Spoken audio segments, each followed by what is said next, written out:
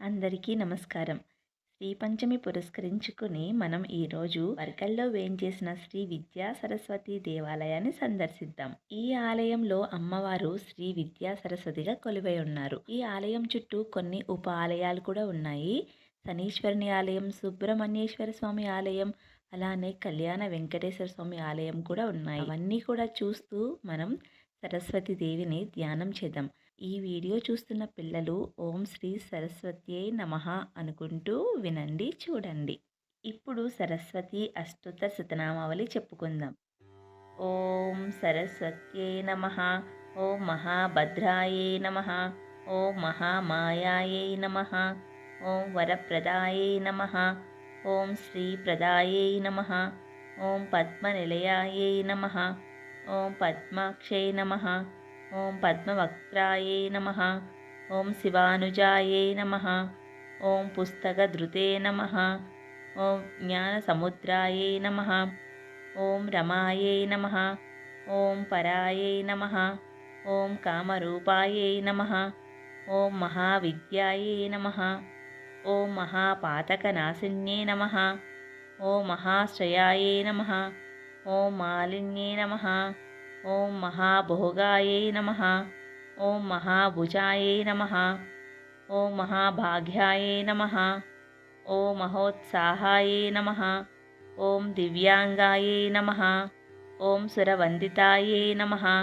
ఓం మహాకాల్యై నమః, ఓం మహాపాశాయై నమః, ఓం మహాకారాయై నమః, ఓం మహాంకుశాయై నమః, ఓం సీతాయై నమః, ఓం విమలాయై నమః, ఓం విశ్వాయై నమః, ఓం విద్యున్మాలాయై నమః, ఓం వైష్ణవ్యై నమః, ఓం చంద్రికాయై నమః, ఓం చంద్రవదనాయై నమః, ఓం చంద్రలేఖా విభూషితాయై నమః, ఓం సావిత్ర్యై నమః, ఓం సురసాయై నమః, ఓం దేవ్యై నమః, ఓం దివ్యాలంకారభూషితాయై నమః, ఓం వాగ్దేవ్యై నమః, ఓం వసుదాయై నమః, ఓం తీవ్రాయై నమః, ఓం మహాభద్రాయై నమః, ఓం మహాబలాయై నమః, ఓం భోగదాయై నమః, ఓం భారత్యై నమః, ఓం భామాయై నమః, ఓం గోవిందాయై నమః,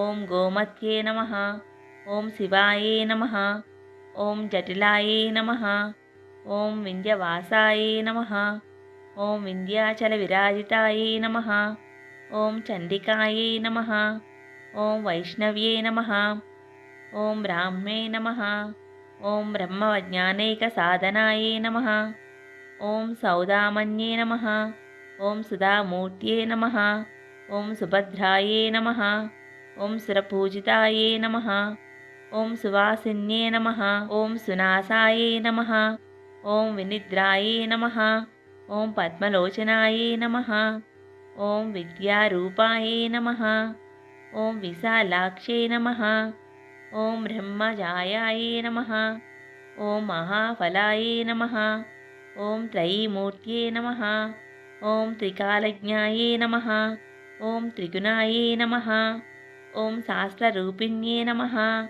ఓం శుంభాసురప్రమదిన్యై నమః, ఓం సుభదాయై నమః, ఓం సర్వాత్మికాయై నమః, ఓం రక్తబీజనిహంత్రే నమః, ఓం చాముండాయై నమః, ఓం అంబికాయై నమః, ఓం ముండకాయ ప్రహరణాయై నమః, ఓం ధూమ్రలోచనవర్ధనాయై నమః, ఓం సర్వదేవస్తుతాయై నమః, ఓం సౌమ్యాయై నమః, ఓం సురాసుర నమస్కృతాయై నమః, ఓం కాలరాత్రే నమః, ఓం కళాధారాయై నమః, ఓం రూపసౌభాగ్యదాయిన్యే నమః, ఓం వాగ్దేవ్యై నమః, ఓం వరారోహాయై నమః, ఓం వారాహే నమః, ఓం వారిజాసనాయై నమః, ఓం చిత్రాంబరాయై నమః, ఓం చిత్రగంధాయై నమః, ఓం చిత్రమాల్యవిభూషితాయై నమః, ఓం కాంతాయై నమః, ఓం కామప్రదాయై నమః, ఓం వంద్యాయై నమః, ఓం విద్యాధరసుపూజితాయై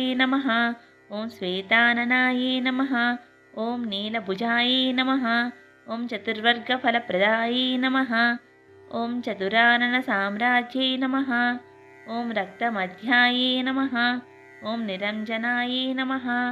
ఓం హంసాసనాయే నమః. ఓం నీలజంఘాయే నమః. ఓం బ్రహ్మ విష్ణు శివాత్మికాయే నమః. ఓం శ్రీ సరస్వత్యే నమః. అష్టోత్తర శతనామావళి సంపూర్ణ. శ్రీ సరస్వతి అష్టోత్తరాన్ని చదివిన మనందరిపై ఆ తల్లి కరుణాకృపా కటాక్షాలు ఉండాలని మనస్ఫూర్తిగా కోరుకుంటూ సర్వేజన సుఖినో భవంతు. మరిన్ని మంచి వీడియోస్ కోసం ఈ వీడియోని లైక్ చేసి మా ఛానల్ని సబ్స్క్రైబ్ చేసుకుని మాకు సపోర్ట్ చేయండి. ధన్యవాదాలు.